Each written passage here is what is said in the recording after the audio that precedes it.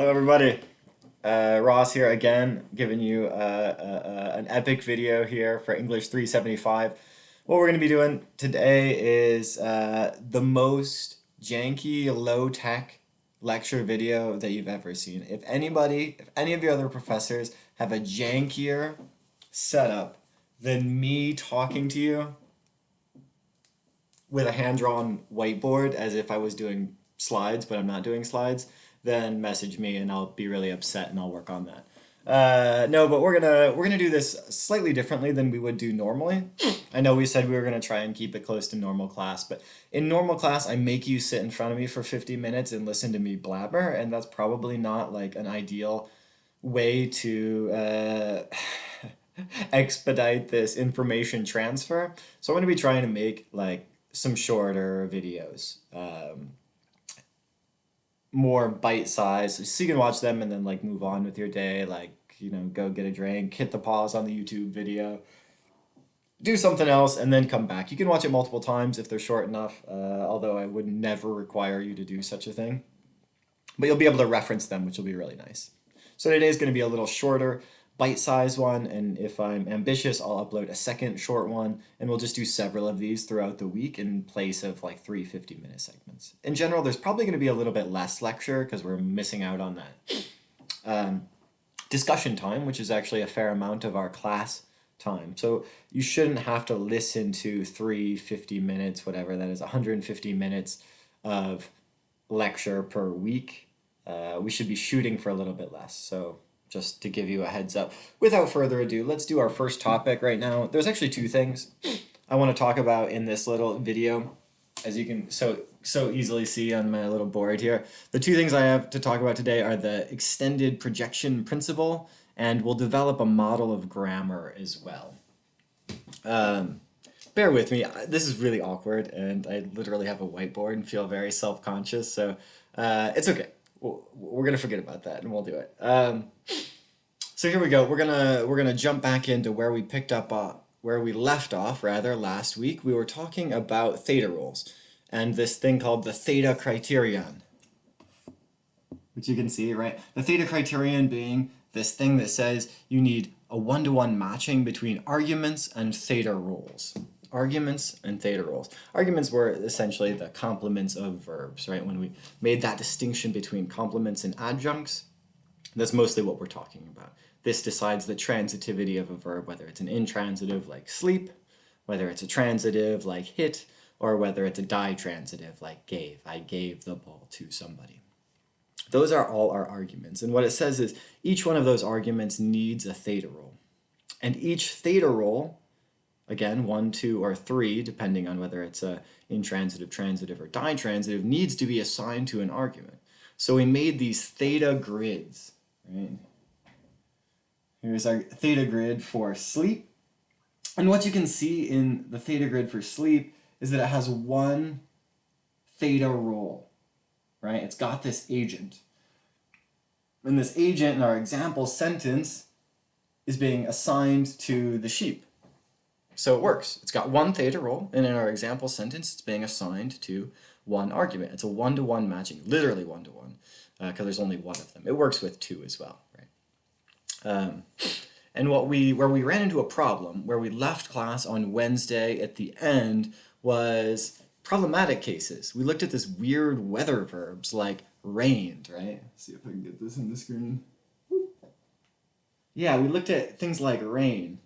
And what we said about that is that rain doesn't have any theta rules to assign. It's kind of semantically void, right? There's nothing going on with rain. What rained? It? Like, what is it there anyway? Nothing. It's really semantically nothing. It doesn't have any theta rules to give. It doesn't have an agent or an experiencer or a location or a whatever. It just doesn't have any of those. And you can see that by the sentence, it rained. It rains, whatever. Tense doesn't matter there. And so what we see is a violation of the theta criterion. Look again at this sentence, the example sentence, it rained. Whoop. Here we have a violation. We have an argument. It is an argument. The subject is always an argument. but it doesn't get a theta rule because the weather verb rained doesn't have any theta rules to assign. We've broken our theta criterion, the one-to-one matching. We have an argument that doesn't have a theta rule. And what we see is, what are we going to do about it? Well, like we were doing with the theta criterion, the big picture thing we were doing was introducing constraints to our system. Our trees are over-generating. Oh no. So we need to have constraints, and the theta criterion is one constraint. Here, we're going to introduce a second constraint to our system. The second constraint is called the extended projection principle, the EPP. Call it the EPP. You don't really need to know what the extended part of the extended projection principle is. If you care, again, this won't be tested on, but the projection principle is the idea that the lexical items, that lexical content in our lexicon, informs our tree drawing at all levels. Throughout the tree drawing process, lexical information is available. And so this is the extended projection principle. And the extended projection principle, or EPP, says that every clause has to have a subject. Every clause has to have a subject. It needs to be filled. There needs to be something there. It doesn't really care what it is, but there needs to be something there. And so what we'll say, what's interesting is how these two constraints, the theta criterion and the extended projection principle, interact. What the extended projection principle is doing is it's introducing a subject where there was none, right? It's saying you have to have a subject in the clause to the extent where if there isn't one, I'm just going to add an expletive it, a dummy it, that it, in it rained, in that bottom there. In it rained, that doesn't mean anything, but it passes, it makes the extended projection principle succeed because there's something in that subject position. So there's an insertion rule before you get to the check, the constraint of the extended projection principle, that inserts an expletive it before that. Right? It inserts that expletive it. And now that we have these multiple constraints, these multiple sort of rules governing what we can get, the theta criterion, demanding a one-to-one matching, and the EPP, demanding that there be a subject, we can start to develop not a hierarchical, a sequential theory of grammar, right? Think of it like a flow chart. We can go through our grammar in steps where we order them. First, and then second, and then third, and then fourth, etc. It's sequential. Our system of grammar is going to go through steps, and this is going to allow us to layer the constraints. Hopefully you can see where this is going. If not, that's fine. We're going to walk through it. So we're going to layer our constraints such that this sentence, it rains, which violates the theta criterion, but nonetheless is grammatical, passes. Let's see how that works. So we're gonna layer them like this. I'm gonna do some erasing and some drawing on this board. After all, that's why I have it, and this isn't just PowerPoint slides, so I can draw some things for you. So we're gonna go through the derivation for what this looks like. Drawing the tree here is what we're going to be doing for the sentence, it rained. If I can find my marker, which of course I put behind my screen.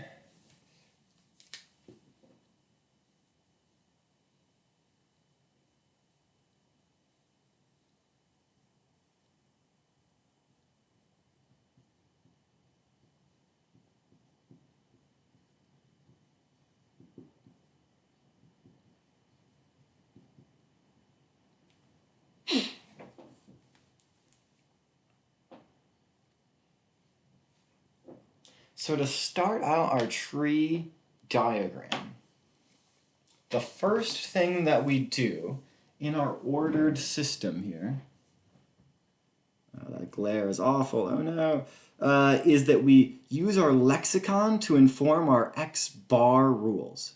See, that's the first step. The projection principle says the lexicon gets that input. And we're going to use that input to inform our X bar rules, determining sort of how many complements, how many adjuncts, all that stuff. That's what this step looks like for the sentence, it rained. It rained. We have our verb there, rain, and we've got this little past tense thing in T, which is going to eventually make that rained. Don't worry about the tense so much later. We're probably going to talk about that probably later this week, actually. We're going to talk about what to do with this tense and how to get it down onto rain. But for now, we're not worried about that. We see that this is the bare bones X bar rules for the sentence, it rained. What do you notice that isn't here? Question with I have no audience, so you can't possibly answer. But you should be saying to yourself at home, what's missing here? The it. There's no it here, right? It hasn't come into the equation yet. It's not actually generated by the X bar rules. So we see the next level down is the D structure, the deep structure. This is the deep structure now that we've done the X bar rules. And there's no it here. There's nothing in the subject position. It's just this plus past and rain. Now we move on to the Theta Criterion. You can see that over here. Oh, wrong hand, over here. The Theta Criterion. And we want to check this sentence to see if our sentence there passes the Theta Criterion. Is there a one-to-one matching between all the arguments we have and theta roles in that sentence? Give you a second. Pause if you like. Think about this. Ponder. There is. There's a one-to-one matching. How many arguments do we have? 0. How many theta roles does rain have to give? We decided this in the class on Wednesday. 0. It's got nothing to give, and nothing is there to receive, because our it has not yet been generated there. So it passes the Theta Criterion. If we wanted to, we could like give this a check, yeah? Theta Criterion. Check. Now, we're going to move on. Again, you can always rewind and rewatch this, or pause it, or watch me at half speed. That'd be terrible. Don't do that.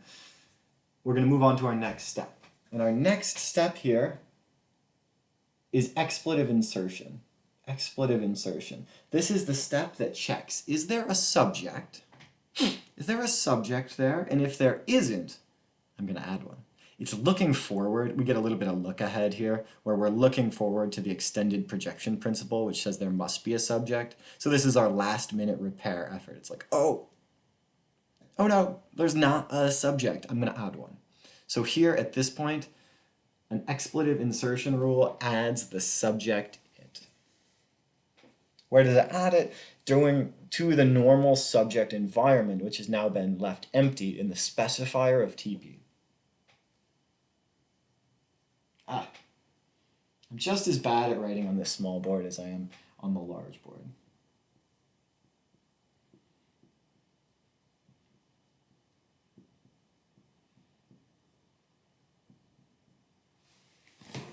So now our board is updated, and I've added in, now we can't look over it anymore, I've added in the subject it into the subject position. So now we have it rained. We'll imagine again that past tense has already dropped down.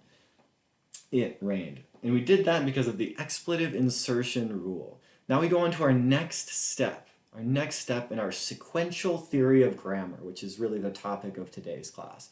In this sequential theory of grammar, the next step is the EPP, the extended projection principle. Every clause must have a subject. This is a constraint. It's a check now. It's a check. And so it checks their sentence that has just conveniently undergone this process of expletive insertion to give it a subject, and it checks it and it says, does this clause have a subject?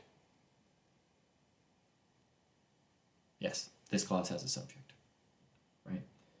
Sweet. So it passes the EPP. We can give that another check over here. Passes the extended projection principle.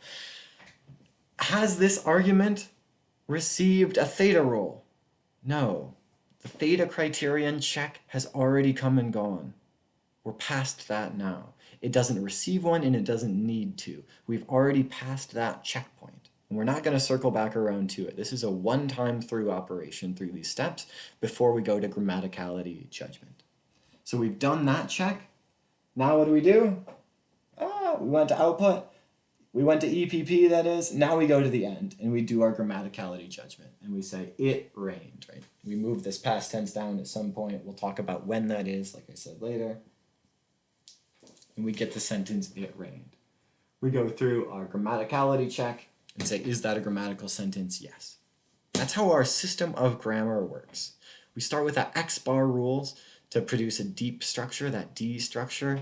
Then we do things like the Theta Criterion, a constraint.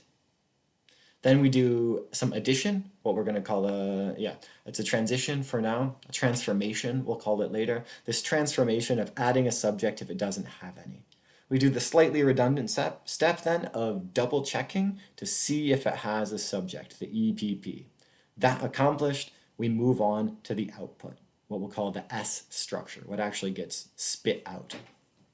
That gets sent somewhere else, right, to like some sort of phonological segment of our brain, which then turns this into actual articulation and things like that. But that's not what this class is about, being a grammar class, a syntax class. We're interested in this component.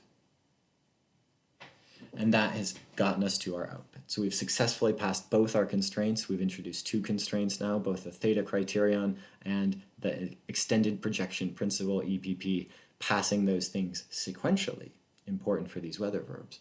We spit out our actual output. It rained, and it's perfectly grammatical. That's this segment on two things, weather verbs and the extended projection principle, and also a really important development, which is this theory of grammar. This sequential theory of grammar from lexicon on down to output as structure. Cool, hopefully you enjoyed this video. Hopefully it's not too painful. They're little bite-sized segments. Like I said, I'm going to produce another one for you to watch very quickly, which is about the next one to watch. I'll number these on YouTube, so they should be really easy to follow. But the next one for you to watch is going to be about how to do the possessive S, which you had to do for your homework today, and since class was canceled, that got ugly. So we're going to revisit that, sort of what we should have made up on Friday, with talking about how to draw tree structures for the apostrophe S, like the vagabond's journey was at an end on your homework. All right, well, awkward video over. Hopefully you can go about your day. Hopefully you all stay safe. And let me know, message me, send me emails if there's anything I can do for you otherwise. To let you know if this video format works. This is not what we're going for, right? This is not my ideal state for how to lecture. I'll make it a little bit fancier. We'll get a little bit more interaction. I'll stream it so that you can ask me questions live in a chat. But these things take a second to figure out and set up. So we'll get there slowly but surely. Until then, until next time, have a great day, and I'll catch you guys later.